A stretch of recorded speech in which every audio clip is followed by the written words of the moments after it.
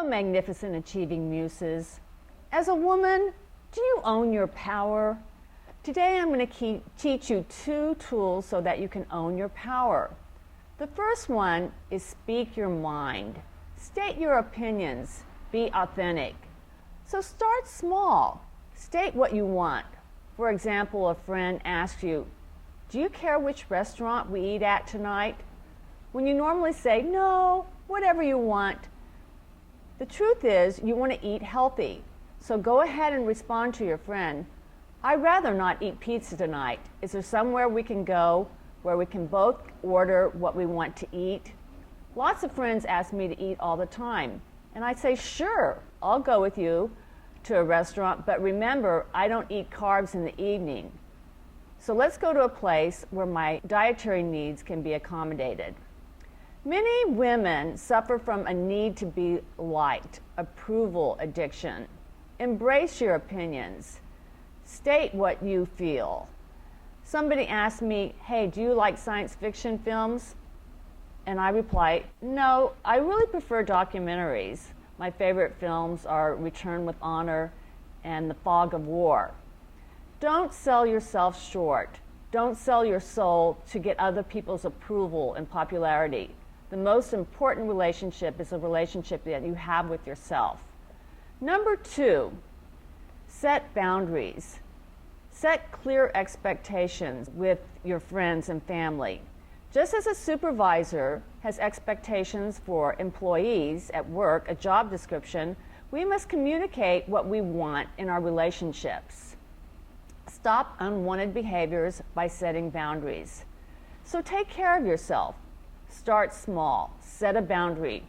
Do you have friends that talk to you on and on on the phone, and they're talking and you're trying to be nice, so you listen, but you have a ton of things to do?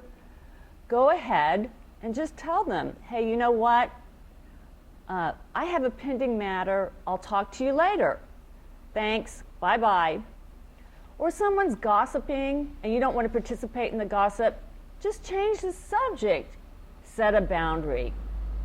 You feeling overwhelmed at home? Many TV ads depict women as a happy housewife. I just saw an ad the other day where this woman had 4 or 5 kids and they were all cooking in the kitchen, making a mess, and she's smiling, and then she's taking them to the doctor, and it's a male doctor, by the way, and she has a happy smile on her face.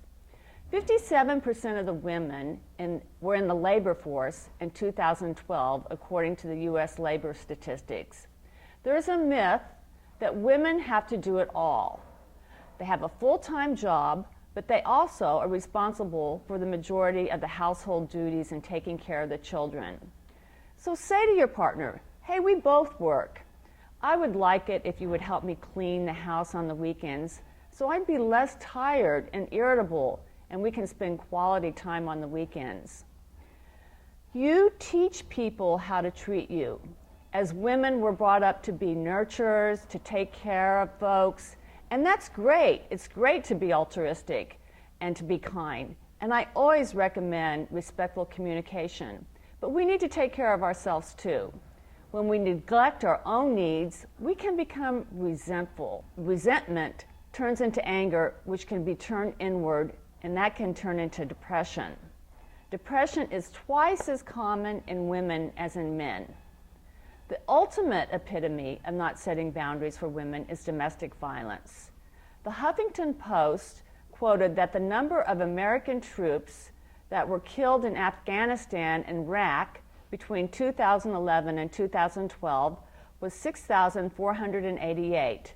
The number of American women that were murdered by their current or ex-male partners during that same time was 11,766. That's nearly double the amount of casualties lost during war.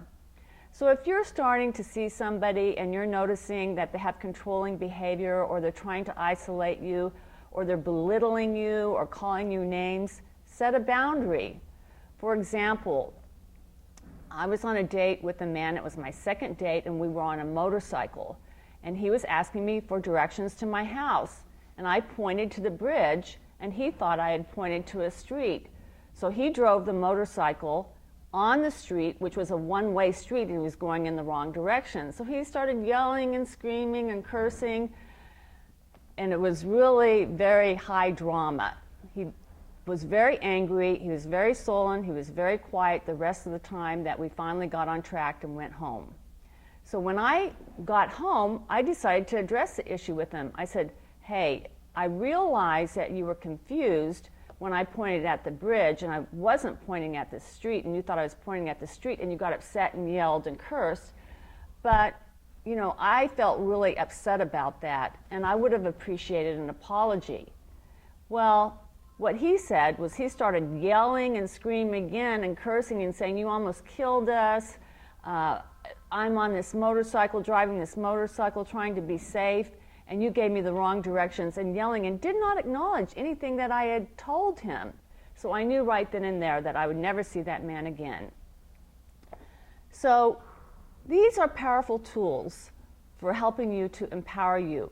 Setting boundaries are a powerful tool. So I'm going to give you an exercise to help you become competent in setting boundaries. Is there a situation where you feel violated and your gut is telling you something is not right? Or you're feeling that something is not right in your life and you need to set a boundary? Here are some examples of some things you can do. What you can do is you can draw a box and draw a frame and write in the boundary that you want to set. So for me, I wrote in, engaging in too much small talk at work. Then on the opposite side of the page, draw another square or frame and write what boundary you're going to set. So what I'm going to do is I'm going to wear headphones, and when people try to talk to me, I'm going to say, and shake my head and nod and wave them on. Another exercise you can do is you can draw a shield, and you can write on that shield what boundary you want to set. You can even divide the shield into 2 or 3 parts and write where you need to set boundaries, where you need to have strength. For me, I wrote down, always picking up the tab. So I wrote that in my shield. And then on the opposite page of the shield, I wrote how I'm going to set a boundary. Let's split the bill. And when I need to set a boundary, I'm going to visualize that shield. The other thing that's really helpful is to hang these pages on your mirror, in your home, a place where you can see it often. So setting boundaries is a powerful tool, and that's just one tool that I'm going to give you, Magnificent Muse, today for owning your power. And just remember, don't let age, gender, economic status, size, or sexual orientation limit you or define you. You define your success, not society. Let go of society's expectations. Be free, be liberated, to thine own self be true. Own your power.